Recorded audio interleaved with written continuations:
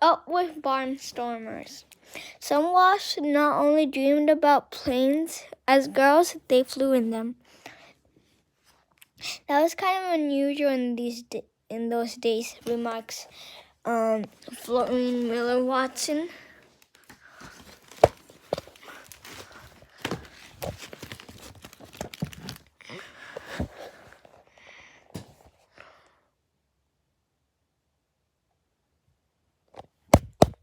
Little boy. I was about 8 years old when I took my first airplane ride. I went flying with barnstormers. These were daring pilots who traveled around the country in small planes during the 1920s and 1930s, putting on air shows, performing amazing stunts, and selling tickets to give people rides. The barnstormers would come flying over town and burp their throttles. Warp, warp, warp, remembers Florine, who grew up in a small town in northern Texas.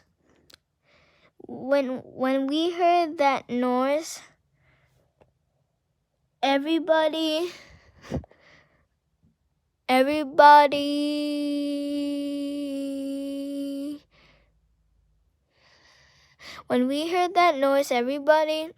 would run outside to see an airplane up there. He'd land out in the prairie somewhere. People rushed out to find the plane. My father would buy me a ticket and let me ride, Florine recalls. Barnstormers' planes had cockpits that were open to the air. I'd sit in that cockpit with the wind blowing my hair and peek over the side. In those days, you didn't know what the ground would look like from bird's eye view. We didn't have television or many photographs of what the world looked like from the air. It was a whole new world for me. I thought I saw a bird. I liked it from the start.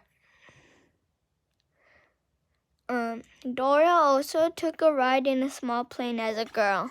When I was about 12 years old, my father treated my family to an airplane ride.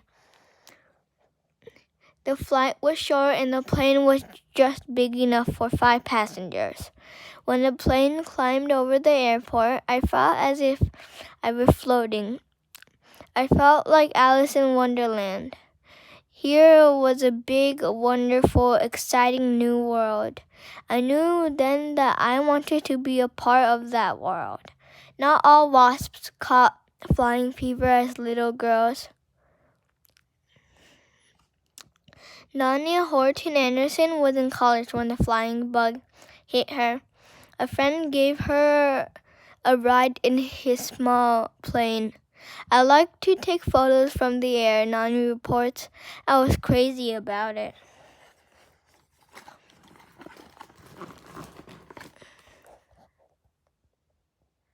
What's better?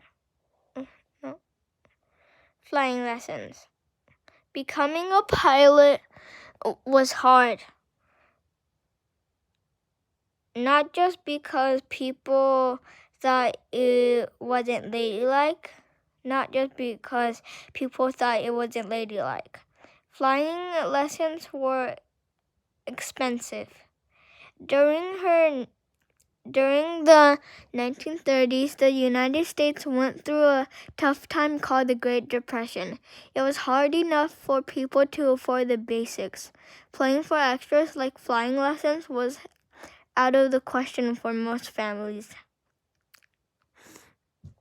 Taking enough lessons to earn a beginner's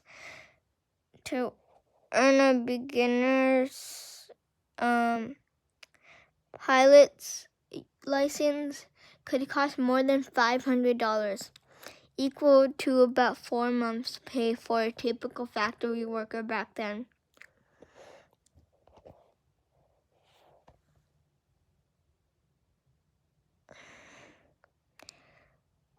Few future WASPs came from families wealthy enough to afford these lessons easily. Sarah Chapin Winston's well-to-do family lived in a Michigan suburb.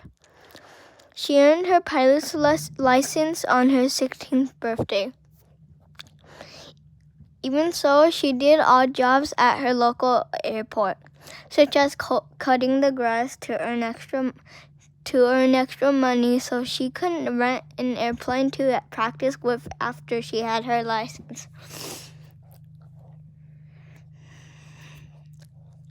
Florine's dad owned jewelry stores and could afford to buy his own plane.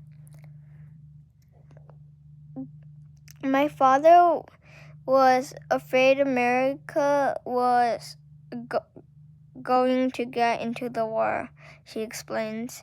He wanted his children to be able to contribute to the war effort by learning how to fly. So in 1940, 20-year-old Florine took time off from Baylor University to come home and take flying lessons in her dad's new plane.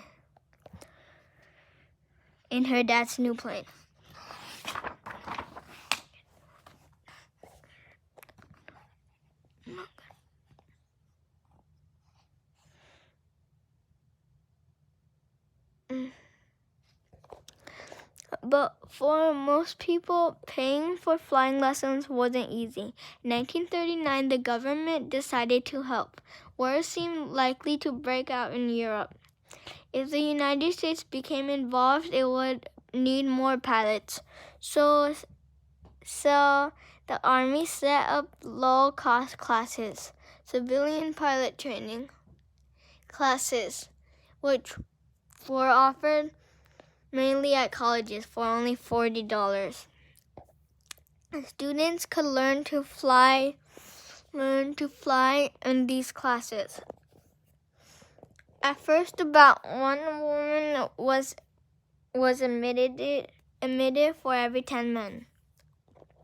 Barbara Erickson London took these classes in 1940 while she was in college at the University of Washington in Seattle. Unfortunately, this great deal soon ended for women. In June 1941, the Army decided it could afford to train only people who might someday fly in combat, something it didn't plan to let women do. Women weren't allowed to take CPT classes anymore, but by then, these classes had already turned hundreds of young women into pilots, including Barbara, Dora, and Faith. Barbara even won a flying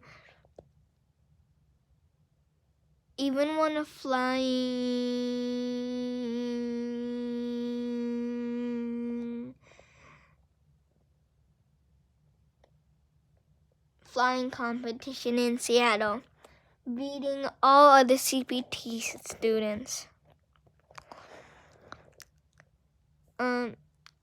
Male and female. After that, she became a CPT teacher herself. Dora recalls how she felt the first time she flew a plane all by herself during the CPT classes she took at Northwestern University in Illinois. I felt I might explode with excitement, but most of all, I felt pride. I could fly as well as the boys. I could be a pilot. Taking flying lessons was much harder for women who missed out on the CPT classes and whose families weren't wealthy. After high school, Jean worked in an office. By 1941, at age 21, she was finally earning enough to spare some cash for lessons at a nearby airport. The cost $6 for a half-hour lesson. About 1/3 of her weekly pay for a basic license license, a private license. She had to take enough lessons to prove she had flown for 35 hours. Then bad luck struck. After Jean took a few lessons, her California airport suddenly closed in December 1941. That's when Japan surprised the world by attacking Pearl Harbor in Hawaii, causing the United States to enter World War II. After that, the government stopped all non-military flying at airports near the coast so the armed forces could keep a close watch on all planes coming to the United States. That would make it harder for an enemy plane to sneak in and attack. Jean didn't give up. She borrowed money from a friend's dad and moved to Nevada for a few months to take flying lessons at an airport that was open because it wasn't near the coast. Nani had the same problem.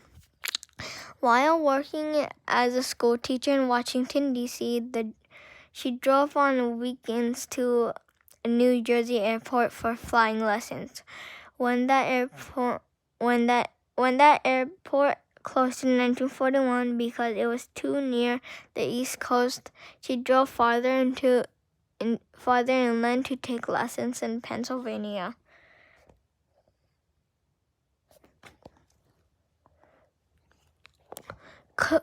Close up, Cornelia Fort, bombs in the sky. After Cornelia Fort finished Sarah Lawrence College in 1940, she wanted a new challenge. She tried a flying lesson, loved it, and quickly earned her pilot's license, surprising her wealthy Tennessee family. In 1941, 23-year-old Cornelia headed for Hawaii to teach flying there. She flew with her students in small training planes over Pearl Harbor, a busy Hawaiian port filled with U.S. ships. She and a student were in such a plane on the morning of December 7, 1941, the day Japan launched its surprise air attack on Pearl Harbor. That morning, a plane zoomed right at her, a Japanese plane. She pulled up on her controls to keep from being hit. I looked quickly at Pearl Harbor and my spine tingled when I saw billowing black smoke. She wrote later in a magazine article, I looked way up and saw the formations of silver bombers. Something detached itself from an airplane and came glistening down. My eyes followed it down, and my heart turned. When the bomb exploded in the middle of the harbor, I knew the air was not the place for my little baby airplane, and I set about landing as quickly as I ever could. She and her student escaped safely. The next year, Cornelia was one of the first to join the new women's pilot group that later became known as the WASPs.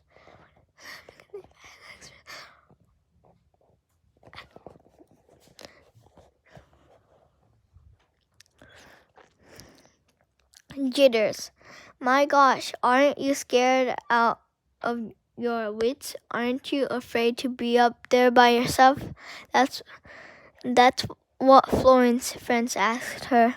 She didn't have a bad case of the jitters when she started flying, but some of the women did. As a teen, Teresa James was terrified of flying but took lessons anyway to impress the boy she was dating. After a few lessons, she was hooked, and her jitters disappeared. Soon she forgot about that guy. By age 21, she had become a barnstormer, thrilling crowds with stunts like making 26 spinning turns in midair. Some parents, like Jean's mom, were nervous about letting their daughter fly, but other parents, like Barbara's mom, were supportive. If that was what I wanted to do, she would let me do it, reports Barbara. It's a little dark in here, reports Barbara. Oh, that's the problem. It's too dark in here.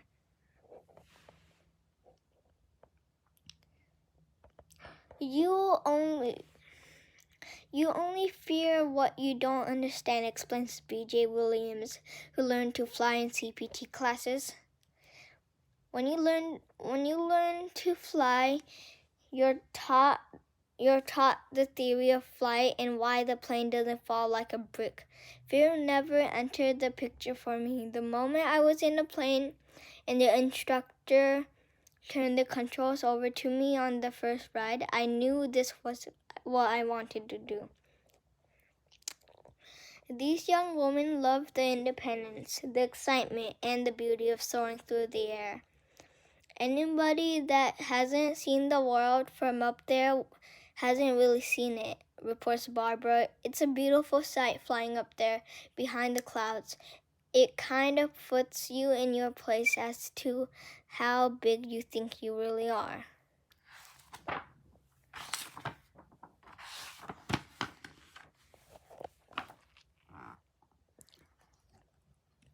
Birth of the Wasps.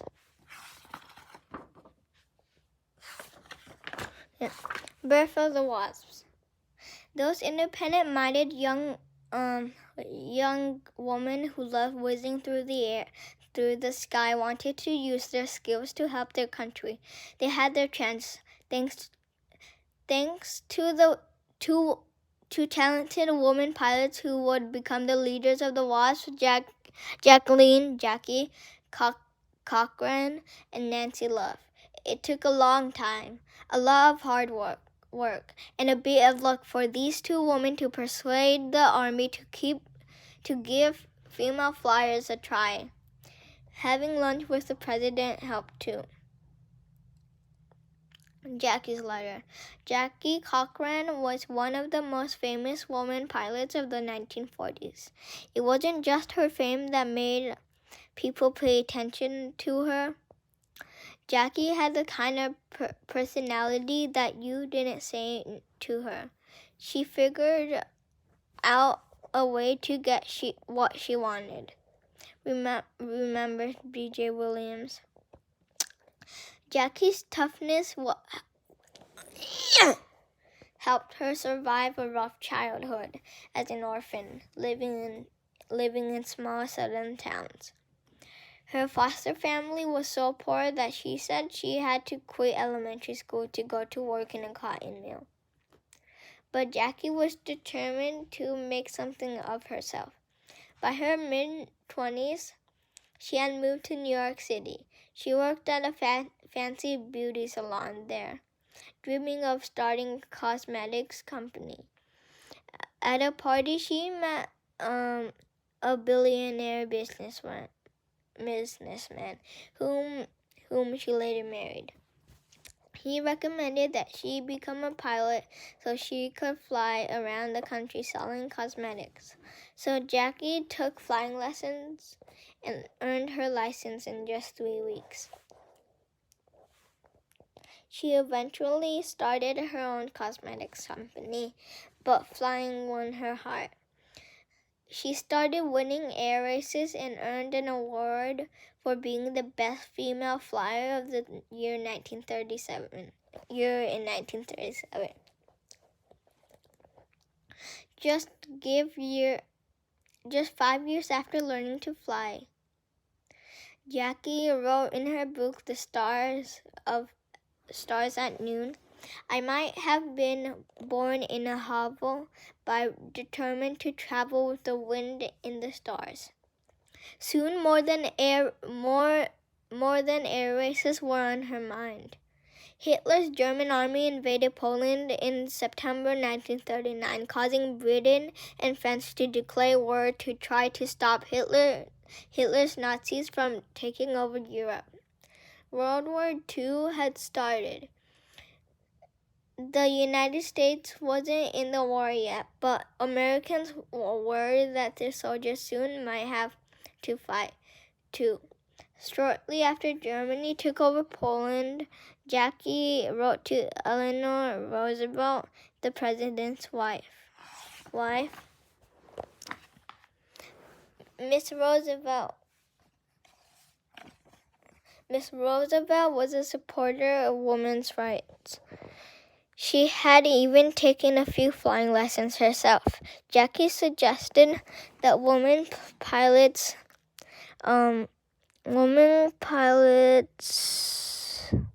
could help in a war by taking over military flying jobs that didn't involve fighting, so male pilots could be released for combat service. Mrs. Roosevelt liked the idea and later wrote in a newspaper article that women pilots were a weapon waiting to be used. But the Army wasn't interested. Jackie didn't give up. In March 1941, she met the head of flying for the Army, General Henry Arnold. The United States still wasn't in the war, but was sending warplanes to Britain for British flyers to use against Hitler. General Arnold asked Jackie to deliver a twin-engine bomber. A woman had never flown a bomber across the pond, pilot slang for across the Atlantic Ocean. Some men pilots didn't think she could do it, but she did. She wasn't allowed to handle takeoff or landing, but she helped fly that big bomber across the Atlantic from Canada to an air base in Scotland.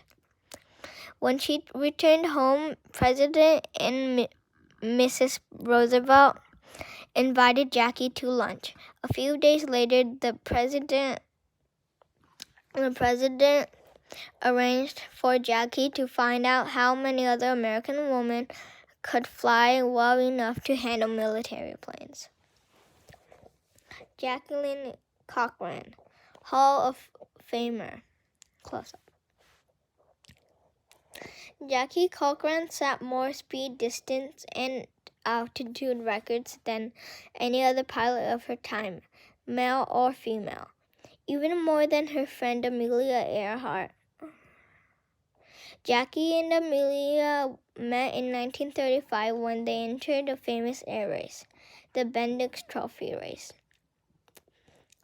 That until 2 years before had been only for men. That until 2 years after had been that 2 years before had been only for men. Neither woman won in 1935, but in 1938, Jackie won first prize, beating every man in the race. That was the first of many victories, as General Hap Arnold noted. She several times had won air races from men who are now general officers of the Air Forces. She also won an award for being Best Woman Flyer of the Year 15 times. In 1953, she was the first woman to break the sound barrier, flying faster than the speed of sound. In 1971, 9 years before her death, Jackie became one of the first women inducted into the Aviation Hall of Fame.